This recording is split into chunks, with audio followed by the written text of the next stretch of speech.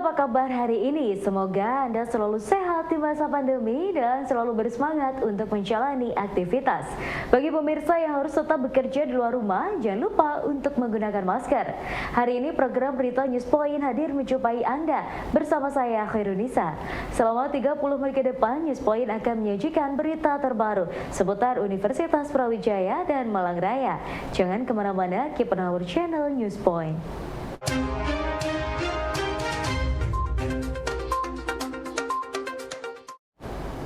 Menurut Kepala Laboratorium Investasi dan Pasar Modal FEBUB, Noval Adib masih menarik dirinya melihat dua tanda mengenai hal tersebut. Pertama, kebutuhan kesehatan yang merupakan kebutuhan dasar yang berlangsung setiap tahun tanpa melihat pandemi atau tidak. Kedua, saat ini masih banyak investor atau perusahaan besar yang masuk ke dalam industri kesehatan seperti membangun rumah sakit, akuisisi rumah sakit hingga pada industri farmasi. Jadi kalau melihat masih banyak para pemodal besar yang berminat untuk invest di rumah sakit, ya itu menunjukkan bahwa bisnis kesehatan ini masih cukup menjanjikan, ya. Seperti yang pernah saya tulis ya di tanggal 24 itu yang terkait dengan HKMU itu, ya kan. Jadi selama pemodal besar masih ada di suatu saham, nah itu menunjukkan bahwa memang bisnis di saham itu masih menjanjikan. Tapi kalau sudah mulai ditinggalkan pemodal besar, ya berarti itu memang sudah tidak menjanjikan lagi bisnisnya. Jadi dengan masuknya beberapa konglomerat tadi itu menunjukkan bahwa memang bisnis kesehatan itu suatu bisnis yang ya akan terus aktif, ya, akan menjanjikan. Karena memang kesehatan kan merupakan kebutuhan pokok juga bagi masyarakat, jadi begitu. Nah, terlepas ada pandemi atau enggak, tetap akan terus berjalan. Cuman kemarin pandemi itu memang sebetulnya menjadi berkah bagi perusahaan-perusahaan kesehatan itu. Juru sembelih atau jagal saat ini memiliki perkumpulan atau wadah profesional yang bernama Juru Sembelih Halal atau disingkat Juleha Indonesia. Organisasi ini saat ini menurut Ketua Juleha Jawa Timur, Imam Fauzi, sudah ada di berbagai provinsi se-Indonesia. DPP Juleha Indonesia adalah Dewan Pimpinan Pusat, ya. Juleha adalah Juru Sembelih Halal Indonesia, ya. Juleha Indonesia yang berpusat di Jakarta. Saat ini pimpinan kami ketum bernama Petrus Daryanto, kemudian saya sendiri adalah wakil ketua 1, ya, kalau untuk di pusat. Sedangkan kalau di Jawa Timur saya adalah ketua Umum Juleha Indonesia Jawa Timur. Jadi saya adalah ketua DPW. Gitu. Jadi dan organisasi ini adalah bentuknya perkumpulan, gitu. Berbentuk perkumpulan atau organisasi resmi dan sudah berbadan hukum. Kemenkumham tahun 2020. Dan kami ada di beberapa provinsi, kemudian kalau di Jawa Timur ada di 30 provinsi, 30 kabupaten kota Jawa Timur. Insya Allah pada tanggal 28 Juni baru akan ada pembentukan Juleha Indonesia Jawa Timur.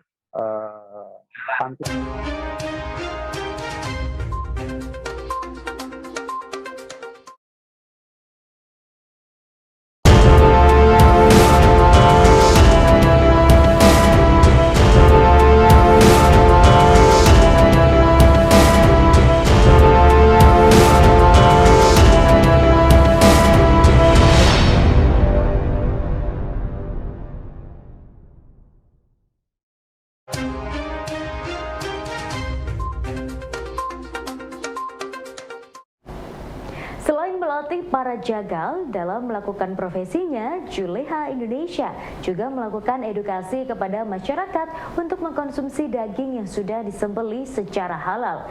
Ketua Juleha Jawa Timur, Imam Fauzi, menilai edukasi ini penting karena masyarakat merupakan pengguna akhir dari produk daging halal yang harus mengetahui informasi dan dilindungi haknya untuk memperoleh daging halal. Adalah organisasi yang memiliki visi misi untuk mengiring soal halal meat, jadi edukasi halal meat ke masyarakat, tidak sekedar melatih jagal-jagal tahunan atau melatih juleha-juleha masjid, akan tetapi kami juga mengajak masyarakat untuk memahami tentang pentingnya makan daging yang halal di tengah gempuran daging yang tidak jelas halal haramnya. Sebagai warisan budaya dunia, sudah sepatutnya Borobudur dikelola dengan baik, tidak hanya dari sisi konservasi candi, namun juga melibatkan warga dalam aktivitas budaya dan ekonomi di sekitar Borobudur.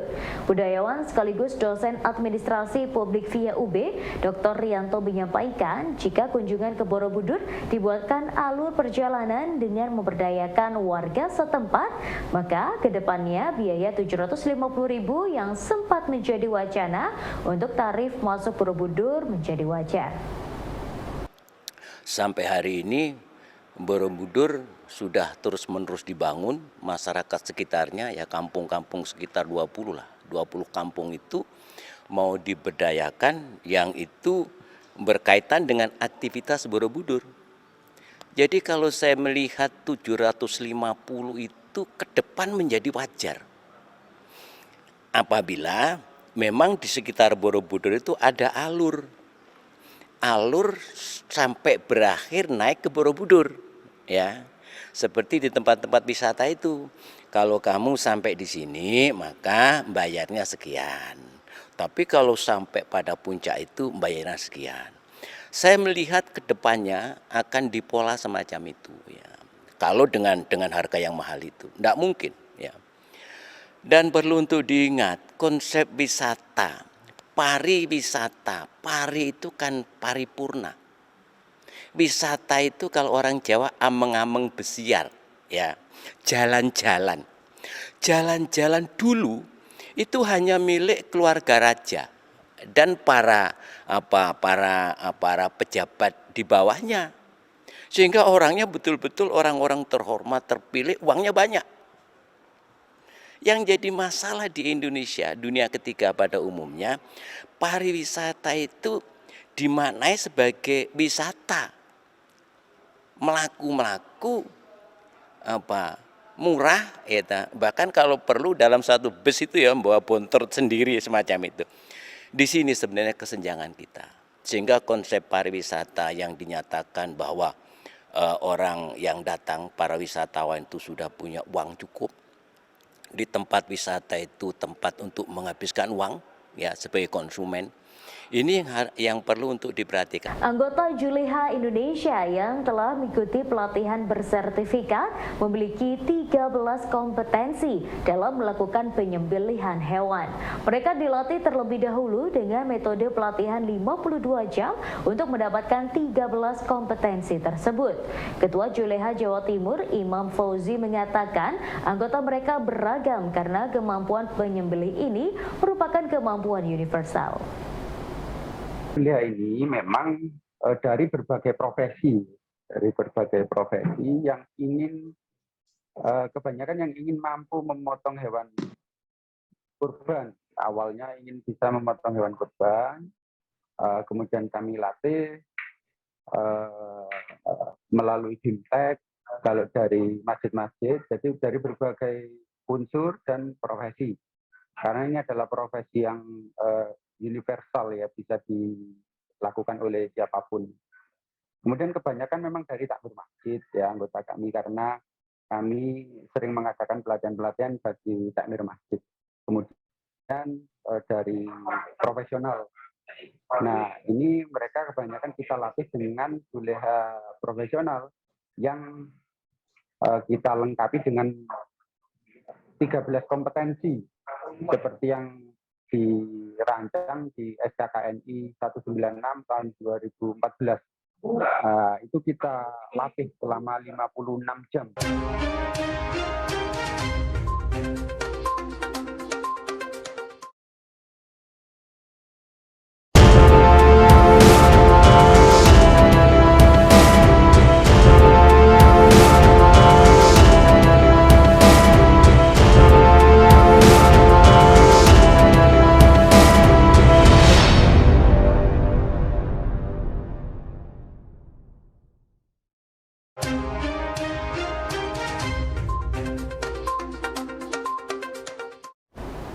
Tidak hanya menempuh kuliah selama 1 semester, mahasiswa UB yang meraih beasiswa ISMA juga dapat mengikuti beberapa kursus singkat mengenai berbagai hal di negara tersebut. Hal ini dilakukan oleh Ogi Wellenbarus, salah satu mahasiswa UB yang menerima beasiswa di Universitas Szeged, Hongaria. Untuk kursusnya di University of Szeged, aku ada ambil 4 kursus. Yang pertama yaitu Health Promotion, Lifestyle, dan juga Deviance. Yang kedua itu Introduction to Hungarian Culture. Untuk ini, mata kuliah ini, jadi kita belajar tentang gimana sih culture di Hungary, apa aja kebiasaan di Hungary itu sendiri.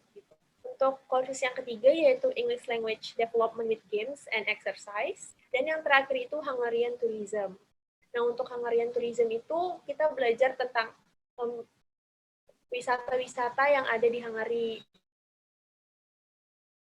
yaitu di kota Szeged untuk di tourist attraction yang ada. Berkesempatan mengikuti kuliah di kampus luar negeri sangat disayangkan jika tidak mengikuti berbagai organisasi yang ada di sana. Hal itu dilakukan oleh mahasiswa UB, Ogi Wellenbarus, yang menerima beasiswa di Universitas Szeged, Hongaria.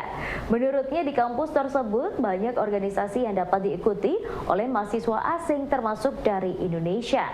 Salah satunya adalah Erasmus yang Ogi ikuti selama di Hongaria. Organisasi ISN atau Erasmus Student Network.